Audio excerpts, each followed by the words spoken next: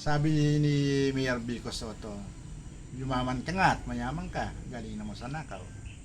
Nakaposisyon ka nga, marami ka naman sinaktan at pinahirapan. Parang ganito yung nangyayari sa ating syudad dito sa Tarlac ngayon. No? Pagkatapos ng napakahabang panahon ng kasaysayan ng politika rito, ngayon lamang nagaganap yung parabang pati mga kombutante nadadamay sa labanan politika, kakapersonalan, grupo-grupo.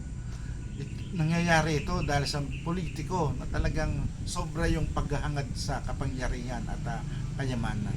Sana hindi kayo ganito. Sana yung laban nyo lang. Huwag nyo nang dinamay sana sa laban ninyo. O sa pangarap ninyo magkaroon ng kapangyarihan at kayamanan ang mga kumang tao ng bawat lalaki. Ulitin ko po, sabi nga ni Mayor Vico Soto, mayaman ka nga, sa nakaw, nakaposisyon ka nga, marami ka naman sinaktan.